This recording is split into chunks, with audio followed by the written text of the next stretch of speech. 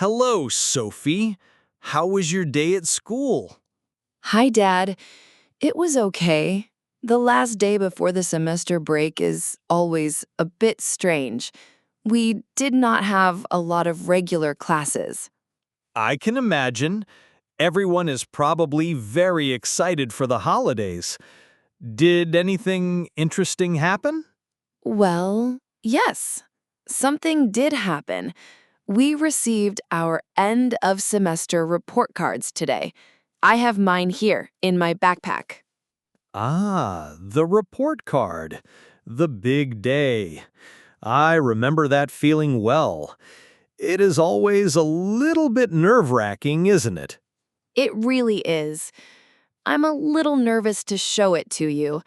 I worked hard this semester, but I'm not sure if all the grades are as good as I wanted them to be. Come and sit down here on the sofa with me. There is nothing to be nervous about. A report card is just a piece of paper. It is a snapshot of your progress. That's all. I know, but I always worry that you and Mom will be disappointed if my grades are not perfect. Sophie, your mother and I are proud of you for your effort, not just your grades. The most important thing is that you tried your best. Now, let's look at it together. Okay, here it is. Please don't be angry if there is a bad grade. I promise I will not be angry. We will look at it together, and we will talk about it calmly. We are a team. All right, I am opening the folder now. I'm so nervous. I can't look. I will just watch your face for your reaction. Okay, let's see. The first subject on the list is English. Sophie, your grade in English is a 1. That is fantastic. A 1 in English? Oh, that's a relief. That's a sehr gut, very good. I was really hoping for that. I love my English class. I can see why. The teacher, Mrs. Wagner, has written a wonderful comment for you. She says, Sophie is an excellent student who participates enthusiastically in class discussions and writes very creative essays. That is such a nice comment. I really like her as a teacher. She makes the lessons so interesting. It is clear that you enjoy it. Now, let's look at the next subject, history. You have another one. Congratulations! That is 2 excellent grades already. Yes, I love history too. Learning about the past is so fascinating. The project we did on ancient Rome was my favorite part of the semester. I remember that project. You spent a lot of time building that model of the Colosseum. Your hard work certainly paid off. Okay, let's see what is next. Art class. Art is my favorite subject of all. I love being creative and working with my hands. I know you do, and your talent really shows here. You have received another 1. Your art teacher has written, Sophie has a wonderful imagination and a natural talent for drawing. A pleasure to have in class. I am so happy she wrote that. She has been teaching me a lot about using shadows and light in my drawings. We are so proud of your artistic ability, Sophie. That beautiful landscape painting you did is still my favorite piece of art in the whole house. It is hanging in my office. Thank you, Dad. That means a lot to me. So far, the report card is much better than I was expecting. It is a fantastic report card so far. You should be very proud of yourself. Okay, the next subject is mathematics. Ah, mathematics. This is the one I was worried about. I knew the other subjects were good, but maths has been a real struggle for me this semester. Let's have a look at the grade. Your grade in mathematics is a 3. That is a befriedigend, which means satisfactory. I know.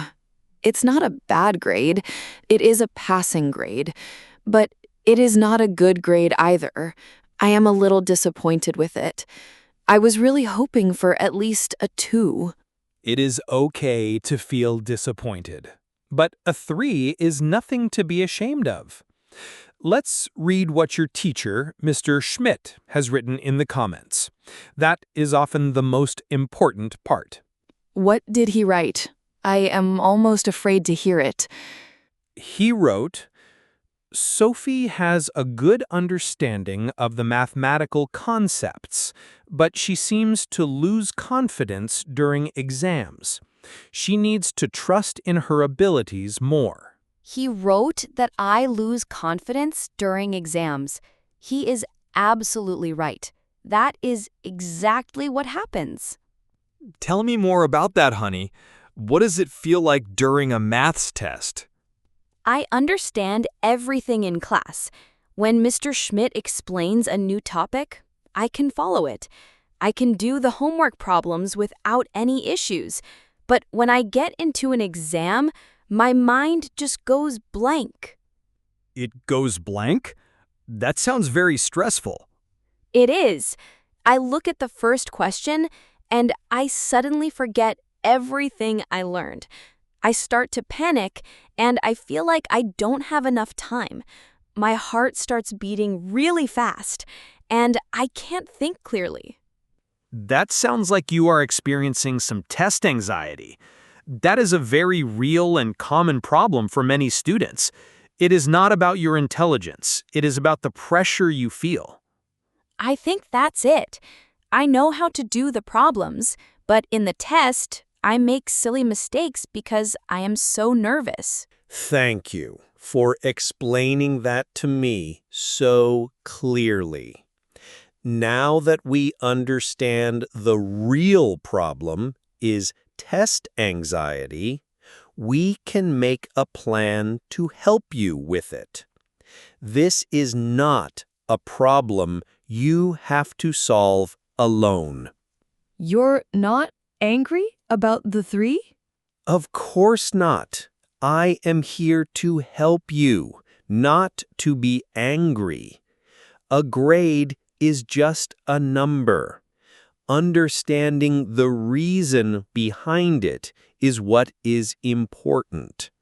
So, let's brainstorm some ideas. What do you think could help you feel more confident and less stressed during your maths exams? That is a good question.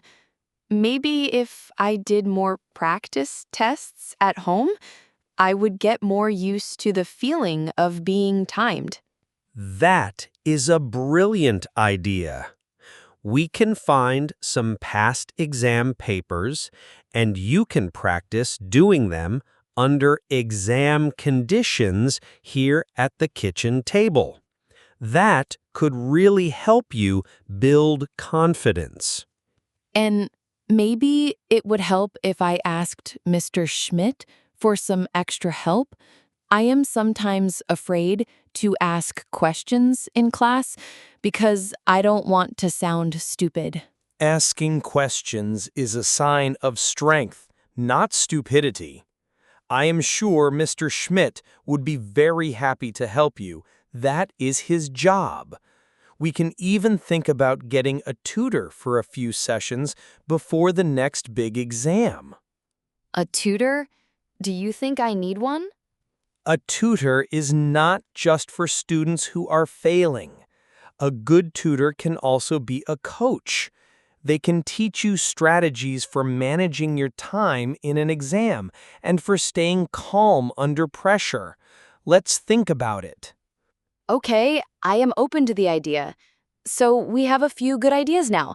More practice tests, asking more questions, and maybe a tutor. Exactly. Let's turn these ideas into a clear goal for the next semester. We want to have a plan that we can actually follow. What would be a good goal? Should my goal be to get a 2 next time? Getting a 2 would be a great outcome, but let's focus on a process goal. A goal about your actions. For example, your goal could be, I will practice one past exam paper every week, and I will ask the teacher for help at least once a week. I like that goal. It feels very achievable. It is something I can actually control. I will write that down. Thank you, Dad. I feel much more positive about maths now. You are very welcome, Sophie. Now, let's look at the report card as a whole picture. You have 3 very goods in English, history, and art. You have a satisfactory in maths, and we have a great plan to work on that. What about my other subjects? I think I got a 2, a good, in science and geography. You are correct. 2 goods. So you have 3 1s, 2 2s, and 1 3. Sophie, this is an excellent report card. You have worked incredibly hard, and it shows. Do you really think so? Even with the 3 in maths? Absolutely. One satisfactory grade does not cancel out all of your other amazing achievements. And the teacher's comments are all so positive. They all say you are a hardworking, creative, and enthusiastic student. That is what makes me the most proud. Thank you, Dad. Hearing you say that means so much to me. I feel so relieved now. I was so worried about showing it to you. You never have to be worried about showing us your report card. We are always on your side. And now, I think a report card this good deserves a proper celebration. A celebration? Really? Of course! We need to celebrate all of your hard work and your wonderful success this semester. We should do something special tonight to mark the occasion. What should we do? Well, I could call your favorite Italian restaurant and book a table for us for dinner tonight. Or we could go to the bakery and buy a big slice of your favorite cake, the soccer tort, and have it with some hot chocolate at home.